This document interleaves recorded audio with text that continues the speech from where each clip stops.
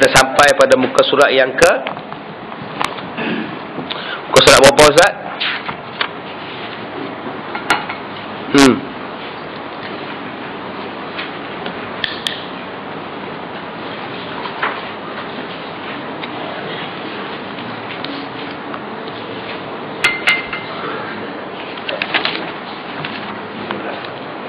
Muka surat yang ke 13 ya.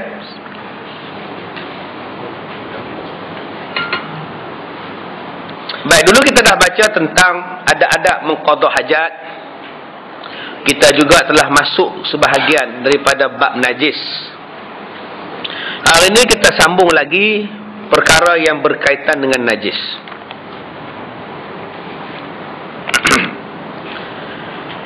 Baik. Tiap-tiap yang keluar, yang di tengah tu ya, tiap-tiap yang keluar bawah sekali itu, yang kedua, sabda Nabi SAW. Ketika seorang badui kencing di dalam masjid,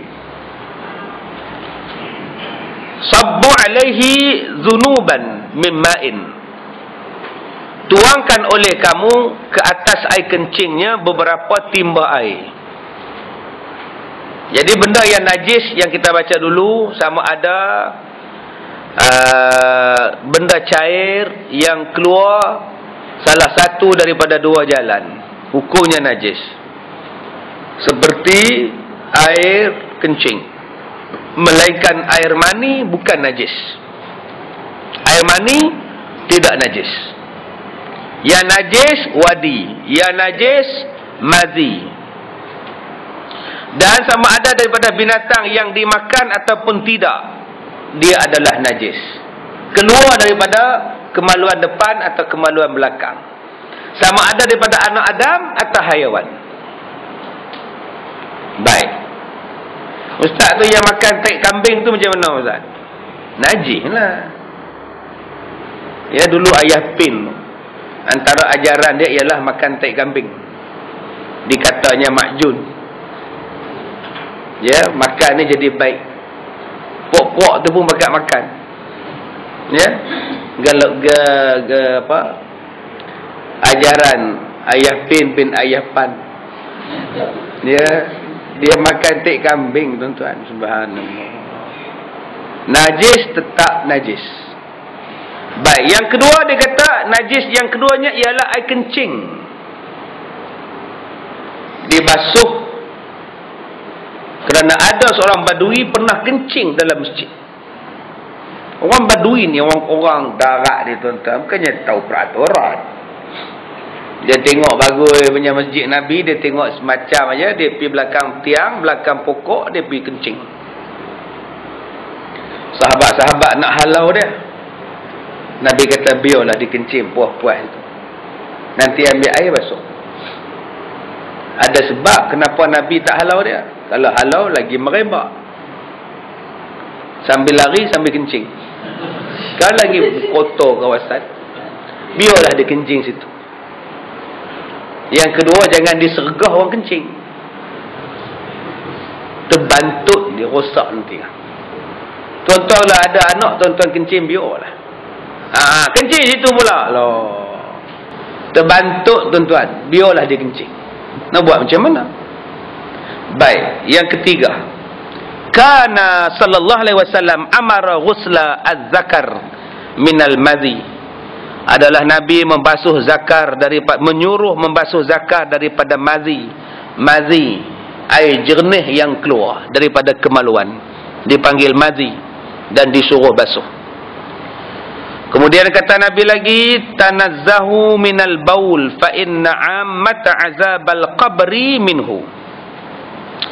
Bersihkanlah oleh kamu daripada air kencing, kerana kebanyakan azab kubur datangnya daripada air kencing. Basuh tak bersih, tak berdehem. Air kencing menitik balik, lepas kencing. Sudah aja dah pada tuan-tuan dulu, kena urut. Dan urut pula jangan dengan tangan kanan, dengan tangan kiri. Nabi tidak bagi mengurut kemaluan dengan tangan kanan. Tangan kiri tuan-tuan. Tangan kanan ni mulia. itulah nak masak nasi, itulah nak goreng ikan, itulah nak bersalam dengan orang, itulah nak tunjuk pegang Quran. Tiba-tiba pergi pegang benda yang tak apa nak cantik, Nabi tak bagi. Kemuliaan tangan kanan kena jaga, yang bagi itu bagi tangan kiri buat. Sehinggalah nak berdehem tadi pun disuruh dengan tangan kiri pegang, bukan dengan tangan kanan. Baik, ta'rif mazi ialah air yang putih. Air yang putih ni dalam bahasa kita air jernih, lagi nipis, yang keluar disebabkan syahwat yang kuat. Orang syahwat yang kuat, dia keluar, dia tengok semacam dia main syekh dia tu, maka keluarlah mazinya. Ya, tapi tidaklah sampai ke tahap keluar mani. Dia keluar mazi ni kerana gairah. Baik, ta'rif wadi. Wadi lain pula. Wadi ialah air putih keruh yang kasar, yang keluar selepas kencing atau membuat kerja yang berat. Bila buat kerja yang berat, dia terbit, angkat barang berat dan sebagainya, letih kerja, maka keluar benda yang dipanggil sebagai wadi, maka hukumnya najis, wajib dibasuh. Jadi mazi najis, wadi pun najis. Yang tak najis mani. Sebab tu kalau tuan-tuan terkena kain tuan-tuan air mani, tuan-tuan lak, mai datang sembahyang boleh? Nampak bekas mani tu di kain, nampak kiki tuan-tuan dah sapu-sapu boleh? Orang tanya kita tu, kenapa kain tu? Air mani ni. Orang tengok semacam ukur dia sah sembahyang, tak dikira sebagai najis. Kadang-kadang kita benda pelik-pelik macam ni kita malu nak sebut, takut nak sebut. Malu apa? Janganlah benda yang berlaku pada semua orang.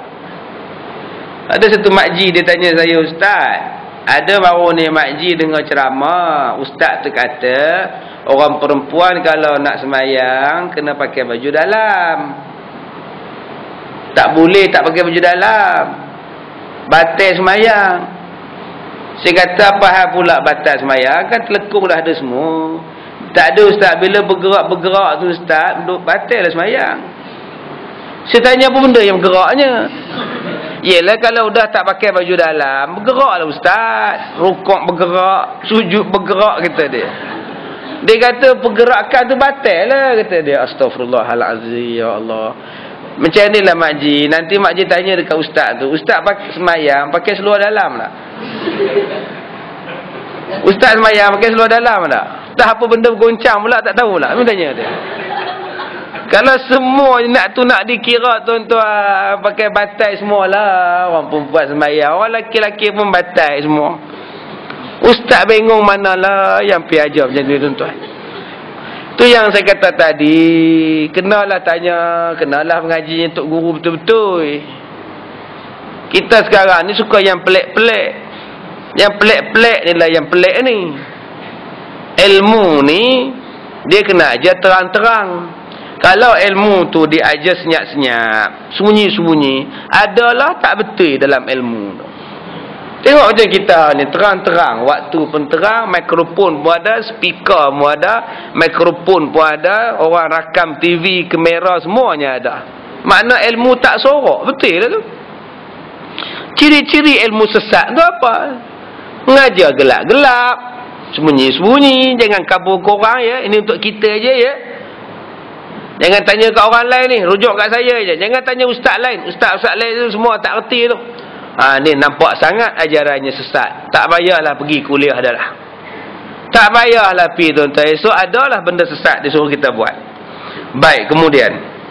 Adapun mani manusia dalam satu hadis kata annaha kanat tahakkun al-maniyun min saubi sallallahu alaihi wasallam sama yusalli fihi, bahwasanya Aisyah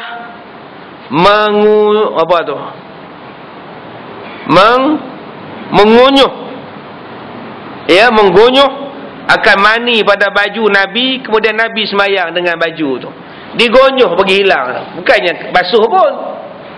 Dah kering, Nabi dia kikir dia semayang, dia tonyoh ni pergi semayang. Tak najis. Habis tu tak najis boleh minum Ustaz. Haram lah minum, ya Allah. Tu Ustaz kata tak najis. Bukan makna bila tak najis boleh dimakan, diminum. Kalau ikut tak najis, mikrofon ni pun tak najis. Telan mikrofon ni. Nak kira najis baru tak makan. Haru lah tuan-tuan. Apa nama, pencelup tu pun tak najis. Maka pen tu pun tak najis. Cat ni lagi tak najis. Ni cat dinding ni. Kalau kata tak najis boleh minum, minum cat. Ambillah cat emulsion ke, cat pa ke apa ke, ambil minum. Bila kita kata air mani tu tak najis, maknanya boleh minum lah Ustaz. Mana boleh. Tadi Ustaz kata tak najis. Kalau begitu minum cat, cat dia pun tak najis. Elok buat teh tarik bucat putih. Kenapa kamu bucat? Tak najis. Memanglah tak najis. Dia asal tak najis tu dia boleh minum lah. Bukan. Hukum fiqh ni banyak cabang. Macam baju kita, baju sutra laki-laki. Laki-laki haram pakai sutra, tetapi boleh jual sutra. Haram cuma pada pakai. Jual tak apa. Mas, laki-laki haram pakai mas, tetapi jual mas boleh. Itu kaedahnya. Arak minum haram, jual pun haram. Di kaedah begitu pula. Jadi kaedahnya mengikut kepada sesuatu benda, kepada satu-satu hukum. Air mani itu tidak najis, tetapi tidak boleh diminum, dipakai dan sebagainya. Baik. Adapun mani selain daripada anak Adam, oleh kerana asal haiwan itu suci, maka hukumnya serupalah juga. Kalau air mani lembu macam mana Ustaz? Apa hal dengan air mani lembu pula? Dan air mani lembu terkena saya Ustaz. Pasal apa terkena kamu? Kamu usik dia ke? Sudah. Kamu ada usik dia ke? Tak adalah, saja main-main dia. Apa hukum dia Ustaz? Air mani haiwan tidak najis, rupalah. Tetapi kalau air mani itu haiwan yang boleh dimakan, syaratnya itu. Tetapi sunat membasuhnya supaya terkeluar daripada khilaf ulama yang mewajibkan basuh. Ada juga ulama kata kalau terkena air mani binatang wajib basuh. Ada ulama kata tak wajib sebab dia tak najis. Maka sunat basuh supaya selesai masalah. Sunat basuh kalau jumpa dengan air mani binatang yang halal dimakan dagingnya. Benda-benda yang keras. Tadi benda-benda cair yang najis. Sekarang benda-benda yang keras yang najis. Tiap-tiap benda yang keras itu sekaliannya suci kerana dia dijadikan untuk manfaat kepada manusia. Walaupun untuk setengah pihak, dan sesungguhnya hasillah manfaatnya ataupun sempurna manfaatnya itu dengan bersih.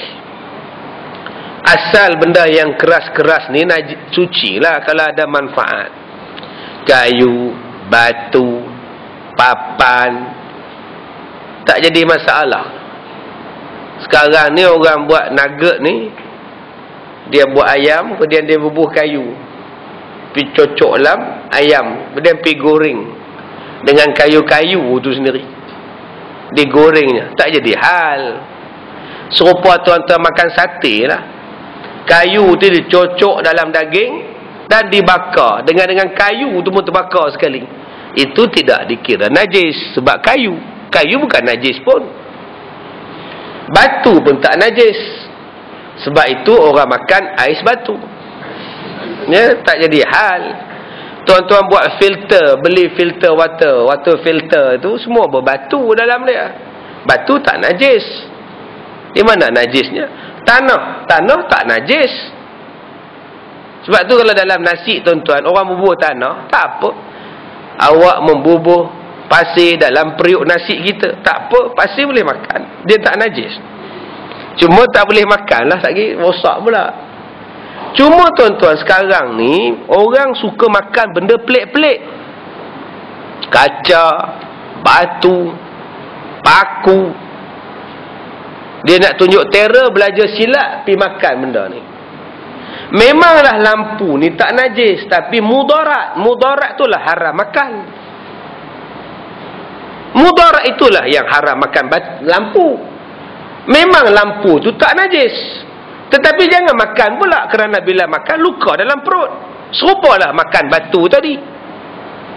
Batu tu tidak najis, tetapi yang kamu makan buat apa? Nanti perut kamu rosak. Haram pula. Haram kerana merosakkan perut. Najisnya tidak. Dan mengecualikan oleh setengah ulama daripada benda-benda yang keras itu akan arak. Sebab itu dipanggil sebagai benda minuman keras, minuman arak. Haram. Arak itu adalah najis. Arak suruh berhenti kah? Ya, suruh berhenti nak. Minuman dah siap. Minuman dah siap dah. Ya. Alhamdulillah. Ada rezeki. Baik. Kerana firman Allah, innamal khamru wal maisir wal ansa wal azlam rijsun min amali syaitan. Arak, judi, berhala, bertenung nasib adalah perbuatan keji daripada pekerjaan syaitan. Jadi ulama-ulama bincang tentang rijsun. Rijsun dalam bahasa Melayu maknanya najis. Rijsun tu najis. Arak ni rijsun kata Allah. Maka ulama-ulama bincang, adakah arak itu najis? Kena basuh ke bila kena arak? Dalam mazhab kita, bila pakaian kita terkena arak, wajib dibasuh. Kerana arak itu menjadi najis. Walaupun ada setengah kata kalau kena arak tak payah basuh, arak tak najis. Tetapi dalam kitab kita ini mengatakan bahawa dia adalah najis. Baik. Hukumnya najis. Dan kiaslah tiap-tiap sesuatu yang memabukkan, yang cair, maka dia adalah najis. Todi, bia, ya, daun ketum. Sekarang ni air daun ketum. Kerana ulama berkata kullu ma'in muskurin najis. Tiap-tiap yang cair yang memabukkan adalah najis. Wal hayawan kulluhu tahir illa mastasniya. Artinya binatang-binatang itu semuanya bersih melainkan dikecualikan. Seperti anjing, walaupun anjing yang diajar itu tetap najis. Semua binatang ni dia kata tidak najis melainkan anjing dan babi. Anjing yang diajar pun najis melainkan binatang yang dia tangkap. Tuan-tuan, anjing yang educated ini, yang memang diajar untuk berburu, boleh kita makan apa yang dia buru dengan beberapa syarat. Tuan-tuan, ada seekor anjing berburu namanya Lassie. Jadi kita bawa Lassie masuk dalam hutan untuk mencari ayam hutan. Kita kata Lassie, cari ayam. Jadi Lassie pun kita lepaskan dia dengan nama Allah ke apakah, bismillah jalan. Maka Lassie pun dengan gagah beraninya pun menunjukkan ketereran dia, menangkap seekor ayam. Dibawa balik ke tuannya.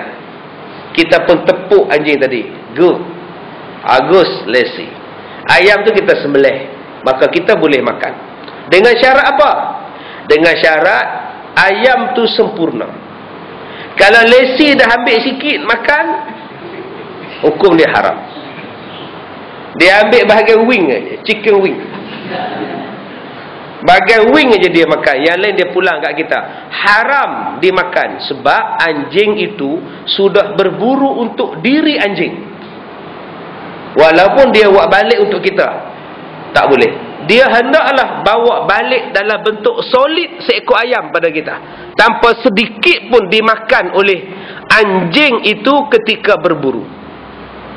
Syarat yang kedua, kalau anjing itu diburu beramai-ramai oleh anjing yang bodoh, anjing yang tidak educated, yang tidak dilatih, tolong sama anjing itu berburu.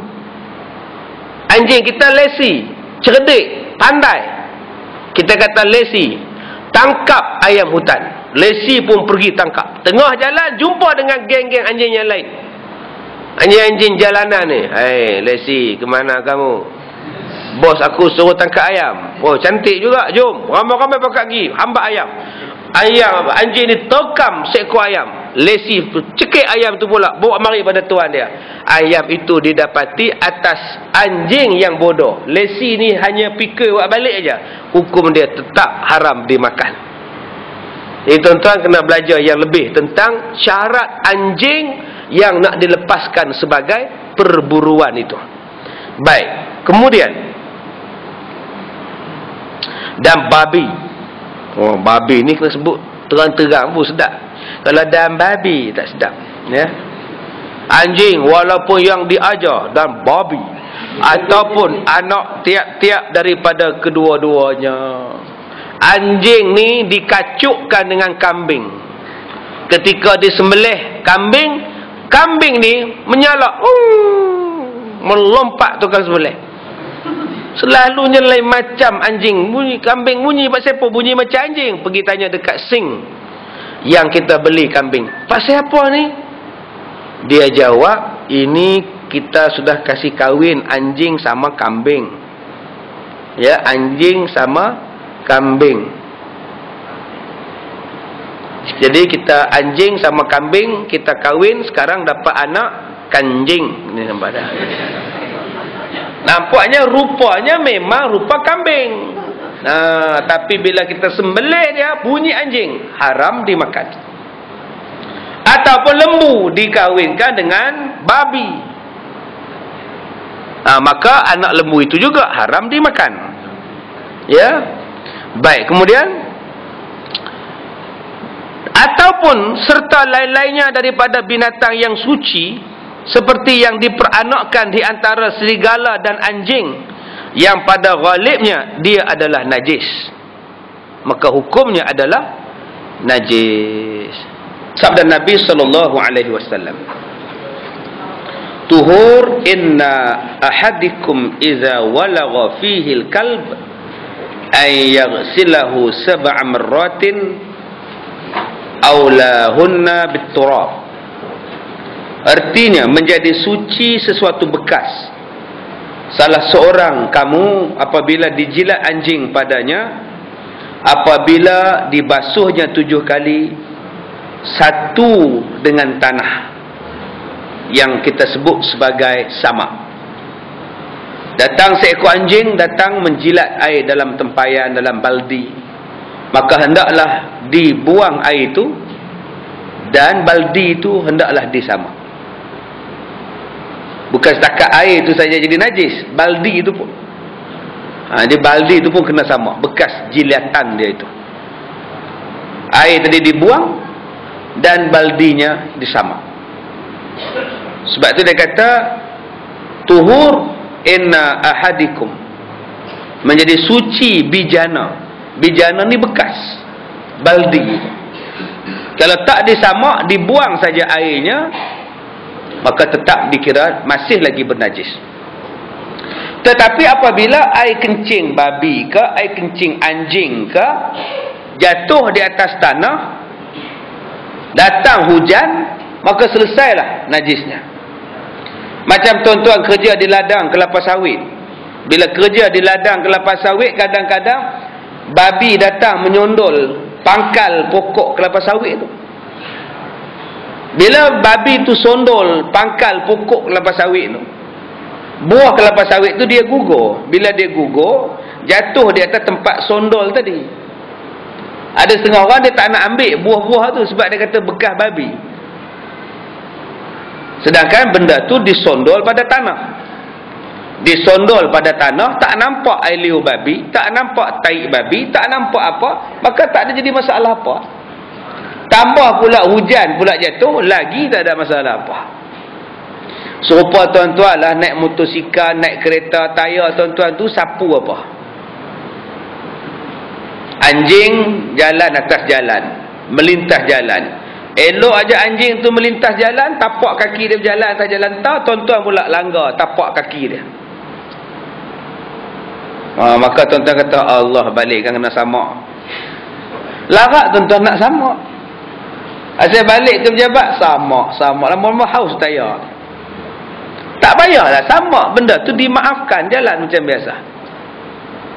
Lain kalau tuan-tuan langgar taik babi, ataupun tuan-tuan langgar anjing. Darah anjing masih ada pada kereta, daging dia pun masih ada lagi pada kereta tu, bekas tuan-tuan langgar tu, yang tu kena sama. Tapaknya tak ada masalah apa. Supalah tuan-tuan pakai kasut, pergi kerja pakai kasut, duduk pejabat, turun makan kantin, berjalan balik LRT, balik pula masuk naik bas pula, naik kereta masuk, tak nak buka kasut. Dengan kasut dibawa masuk di dalam rumah, tak apa. Tuan-tuan tengok tapak tuan-tuan, ada nampak apa pada tapak? Tapak kasut tu ada apa? Tak ada apa, tak ada apa, jalan. Najis tak ada apa, tak ada, relax masukkan kasut sekali, macam orang putih je rasa dia. Ukurnya boleh lah, tak ada najis apa. Macam tuan-tuan masuk hotel dengan kasut, ada najis tak pada tapak kaki? Tak ada lah. Hukum senang gitu. Lain kalau ada najis. Bila ada najis, kenalah jaga najis tu. Bila tak nampak, tak payah cari. Bukan kerja kita nak cari benda tak nampak. Ada orang tanya, Ustaz, saya ikut satu imam, saya semayang jemaah, imam tu saya dengar dia niat, Ustaz, usalli fardal isya'i arba'a raka'atin makmuman ada alillahi ta'ala. Makmum dengar imam sebut makmuman lillahi ta'ala. Jadi Ustaz, patutnya dia sebut imaman. Kenapa dia sebut makmuman? Dia imam. Sah tak sembahyang saya, Ustaz? Sah. Apa sah pula, Ustaz? Imam niat makmum. Dia cuma sebut di mulut. Itu dia panggil lafaz. Lantaklah dia lafaz apa pun. Yang pentingnya hati dia. Yang wajib adalah hati. Lafaz tak dikira. Mungkin disebut mulut dia makmun, dalam hati imam. Mana kita tahu? Baik Ustaz, kalau dalam hati dia pun dia sebut makmum, Ustaz, apa kerja kamu nak pergi cari benda dalam hati orang? Lantaknya lah, asal dia duduk depan tu dia nak imam lah tu. Tak ada lah tanya. Kalau dia niat makmum, batal tak sembahyang kita, Ustaz? Tak payah tanya, lantak lah. Bila tuan-tuan nak soal sampai benda macam itu, tak tahulah tuan-tuan. Macam tadi, tuan-tuan nak semak tapak kaki tu. Aku tadi pijak tapak. Apa yang aku dah pijak tu? Oh, jenuh lah. Serupa dengan duit tuan-tuan. Orang bagi duit kat tuan-tuan. Sebelum dia pegang duit ni, siapa pegang duit tu? Cina. Sebelum Cina pegang duit, Cina pegang apa? Babi. Cina pegang babi. Pegang duit, bagi dekat dia, dia bagi kat aku. Oh, sama duit. Larat nak sama tuan-tuan. Ada daging babi pada duit tu? Ada darah babi pada duit? Tak ada halal bawa sembahyang pun. Larat tuan-tuan nak sama duit tuan-tuan tu. Sama jemur kat berenda, datang angin hilang, tinggal batu je, duit terbang habis. Tak payahlah sama kalau tidak nampak najis. Kalau nampak barulah sama. Baik. Adalah wajah atau jalan tempat mengambil taharah itu ada kalanya kerana hadas. Kenapa kita bersuci? Yang pertama kerana hadas. Kentut, kencing, buang air besar, keluar mani, maka kita diwajibkan supaya bersuci kerana hadas. Kenapa kamu berhadas? Kerana saya kentut, saya tak ada wuduk, saya kena ambil wuduk baru. Masalahnya Ustaz, saya tadi masa saya nak sembahyang zuhur, saya dah wuduk 4 kali wuduk. Jadi kalau saya batal satu wuduk, Maknanya saya masih ada 3 lagi wuduk. Ini pun 3 suku juga. Ya, 3 suku tuan-tuan. Hukum dia, hang ambil lah 10 kali wuduk pun, bila hang kentut saja, maka batal. Bukan ada lagi 9 wuduk. Yang kedua, kenapa bersuci? Atau kerana benda-benda yang keji. Bila kita pegang benda keji, bila kita sentuh benda keji, benda najis, pegang anjing, pegang babi dan sebagainya, atau kerana memuliakannya. Kenapa kamu ambil wuduk? Sebab saya nak pegang Quran, sebab tu saya ambil wuduk. Kenapa kamu berwuduk? Kerana saya nak memuliakan, saya nak tawaf sekarang ni. Itu sebab-sebab kenapa bersuci. Yang pertama, kerana hadas. Yang kedua, kerana najis. Yang ketiga, kerana memuliakan satu-satu benda. Tetapi pada bijana tadi bukanlah kerana hadas. Habis itu ustaz, kenapa ustaz samakan timba, baldi yang kena najis, anjing? Adakah baldi itu sudah dikira berhadas dengan sebab anjing jilat? Tidak.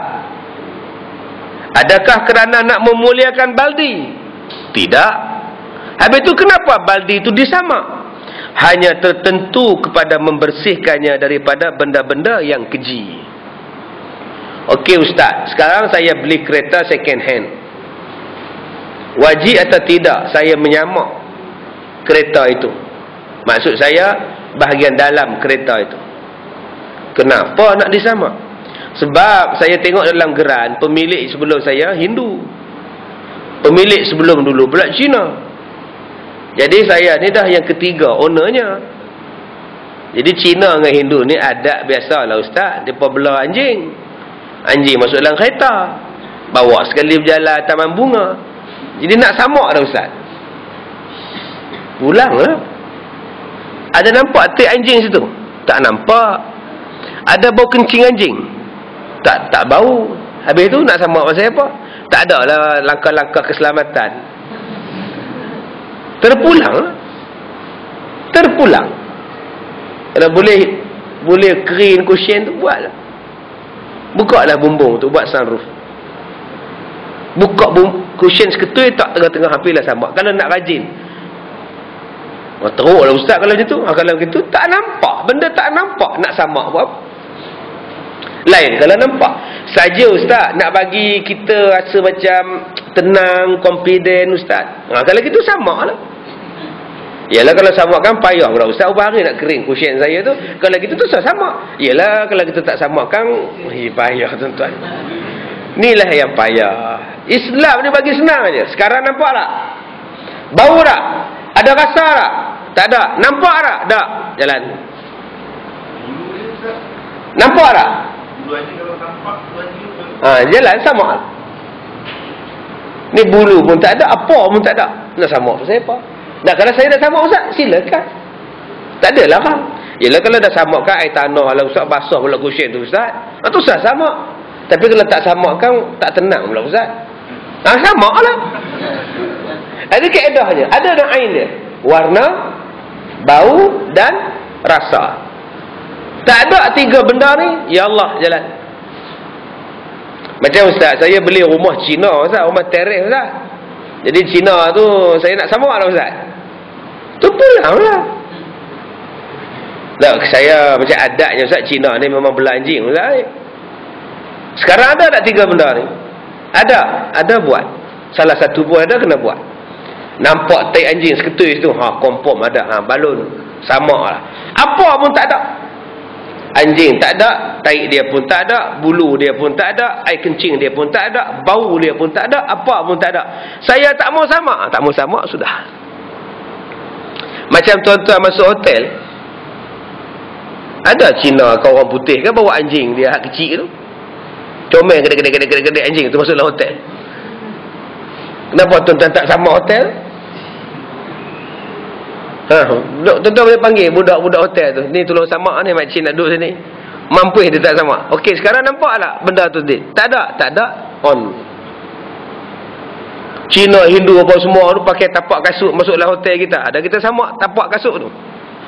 Dia masuklah hotel kita pula. Lepas dia tidur, kita pula tidur. Tak. Dia kaedahnya senang. Selagi mana tak nampak benda itu, maka tidak adalah yang perlu kita mencari-cari di mana najisnya. Baik, kemudian oleh itu maka sabitlah najis mulut, yakni anjing yang menjilat itu, maka najis juga. Bagaimana Ustaz kalau saya menjadi polis anjing, unit pengesan anjing, saya jadi polis yang menjaga anjing ni, mencari dadah, CD, cetak rompak dan sebagainya. Super lah.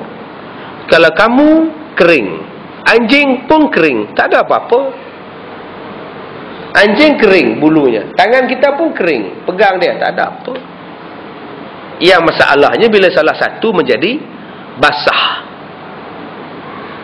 Dijilatnya kain kita, dijilatnya seluar kita, dijilatnya tangan kita. Tak apa, lepas ni sama lah. Kalau anjing jilat, kita boleh sama dan tak berdosa. Tuan-tuan jilat anjing pun tak berdosa. Tak apa, anjing jilat tuan-tuan pun tak berdosa. Tuan-tuan cium anjing tak berdosa, anjing cium tuan-tuan tak berdosa. Sama saja lepas ni. Yang berdosanya kita cium anak dara orang. Nak sabak macam mana? Sekarang ni kita tak anggap itu berdosa. Pegang tangan, bertunang pegang tangan, siap dengan cincin sarung lagi. Juru acara pula, dijemput saudara dok untuk menyarungkan cincin tanda pertunangan. Dipersilakan. Anak dara putar tangan, mari si jantan bubu. Yang tu lagi haram daripada pegang anjing. Pegang anjing tak berdosa, pegang babi pun tak berdosa. Boleh disama. Pegang anak dara orang, pegang isteri orang, yang tu berdosa dan tak boleh disama. Tetapi sekarang orang pegang anjing tu orang nampak jijik. Bawa anak dara orang naik motor, kita tak nampak jijik. Sedang itulah yang jijiknya. Baik. Bahkan anjing itu sebaik-baik haiwan, nisbah bau mulutnya, kerana selalu menjilat. Dia kata, Ustaz, anjing tu najis dah Ustaz? Najis. Mulut anjing tu najis dah Ustaz? Najis. Ustaz, kalau kita fikir Ustaz, mulut anjing ni paling bersih Ustaz. Kerja dia duk jilat, duk cuci saja. Mulut anjing lah bersih Ustaz. Bersih macam mana pun, najis tetap najis. Supaya saya kata pada bulan lepas, najis tetap najis, haram tetap haram. Tak boleh dah nak bagi baik pada satu benda haram. Macam saya kata dulu, pelacur tu haram. Haram tetap haram. Tuan-tuan kumpulkan semua pelacur, tuan-tuan tutup segala pusat pelacuran dan tuan-tuan centralizekan pelacuran itu. Hanya pada satu tempat saja tuan-tuan buat. Tempat lain semua tutup, haram. Buatkan satu tempat untuk orang melacur je. Dan sediakan doktor untuk memberikan rawatan, kaunseling, dan berikan pula sok-sok, pencin, perkesuk, cuti umum, tilam yang bersih, aircon. Buatlah kursus, buat kondom, ya, supaya menjadi pelacur yang sihat. Tetap tak boleh, sebab hukum dia adalah haram. Tidak boleh disolek satu benda haram supaya nampak jadi halal. Tidak boleh di make upkan satu benda haram supaya nampak halal. Hukum tak boleh, tak boleh. Walaupun anjing tu comel, anjing hak jenis bulu banyak ni melerek sampai ke tanah. Nama jenis apa tu, mata pun tutup dengan bulu kening. Duk jalan reneknya, geram. Kita tengok, geramnya. Kita tengok pun geram. Lawa macam mana pun anjing tu, dia tetap najis. Cerdik macam mana pun anjing tu, dia tetap najis. Berjasa macam mana pun anjing tu, dia tetap najis. Bukan kerana lawanya anjing dan comelnya anjing tu menjadi halal. Tidak. Baik, dan dia kata lagi, sebab itu anggota yang lain lebih aula lagi. Kalau mulut anjing yang sentiasa menjilat itu bersih pun dikira najis, apatah lagi anggota-anggota lain. Dan kiaskanlah seperti itu babi, kerana babi lebih buruk kelakuannya daripada anjing. Itulah haramnya. Babi itu berkali-kali ganda lah. Berkali-kali ganda daripada anjing. Sebab kelakuan buruk anjing dengan kelakuan buruk babi, jauh sangat babi ni. Anjing ni dia makan lagi benda-benda elok-elok ni. Babi ni Allahu Akbar, segala makneka dia mandul. Baik, benda-benda lebih kita akan baca pada kuliah akan datang. Benda-benda lebih daripada binatang. Najis tak najis? Darah dia, air liur dia, peluh dia, najis tak najis? Air liur kucing, peluh kucing, susu kucing. Ini kita akan baca pada kuliah hadapan insya-Allah. Ya. Air sungai yang dicemari dengan najis bagaimana? Air sungai yang dicemari. Air sungai yang dicemari dengan najis, sehinggalah air sungai tadi dah tak nampak kesungaiannya. Sebab itu Persatuan Pengguna Pulau Pinang kata, sungai-sungai di Malaysia ini akan bertukar menjadi jalan tar tak lama lagi. Sungai-sungai di Malaysia ni akan jadi jalan tar. Tak payah pakai tar dah. Daripada taik babi itu saja dah jadi keras dah. Sebab saya kata dulu, dalam taik babi itu dia ada besi, dia ada tar. Sebab tu Allah Ta'ala tak bagi. Bila dia kena air, dia akan jadi keras. Dia tak dapat diproses. Taik babi ni dia boleh diproses dengan air laut. Sebab air laut tu masin, dia mencairkan besi dan sebagainya. Kalau dalam sungai kita, taik babi ni akan jadi keras. Dan bila jadi keras, dia akan mengeruhkan, menghitamkan sungai. Maka sungai tadi pun jadi tak elok lah. Tak bolehlah tuan-tuan mandi, wuduk dengan dia lagi dah. Walaupun sungai itu 2 kolah, atau lebih 2 kolah, atau mengalir. Sebab mengalir pun dah jadi daripada benda haram. Serupalah tuan-tuan, bela ikan. Ikan tu halal. Tetapi kalau tiap-tiap hari dijamu makan babi, maka ikan tu juga menjadi haram. Tiap-tiap hari jamuan dia ialah babi dan babi dan babi. Hari ni babi masak kicap, besok babi masak merah, ayam, ikan, lempar dekat ikan. Maka ikan tu membesar kerana babi, tetap haram. Pasal dia makan direct. Berbeza dengan limau. Dia ambil taik babi, diletakkan di atas tanah dekat dengan pokok limau, menjadi baja kepada dia. Yang tu tak apa. Sebab kita tak makan direct limau. Babi tu, limau tu tak makan direct baja taik babi, dia diproses dalam tanah balik. Tapi yang ikan tadi direct dia makan. Itu kaedah. Serupalah dalam soalan ini. Apa hukumnya memakan ayam yang didapati disuntik oleh pengusaha-pengusaha ayam, yang mana suntikan itu disahkan mengandungi bahan-bahan daripada khinzir? Apakah hukum ayam yang kita makan itu? Ayam yang biasa membesar dalam tempoh 3-4 bulan, bila disuntik boleh dimakan dalam tempoh 28 hari saja. Haram lah. Kalau kita sahkan betul-betul bahawa benda ini disuntik dengan babi, wajib kita hebahkan pada pihak berkuasa dan sebagainya. Tidak kita berdosa sama kalau kita tahu. Kalau kita tahu kita diam, dosa sama. Wajib kita hebahkan, minta maklumat, sebarkan, minta ambil tindakan. Kenapa dia pengguna enzim babi? Sebab enzim babi ni yang paling cepat membesar. Babi ni binatang paling cepat membesar. Dalam tempoh 8 bulan saja pun dah boleh beranak.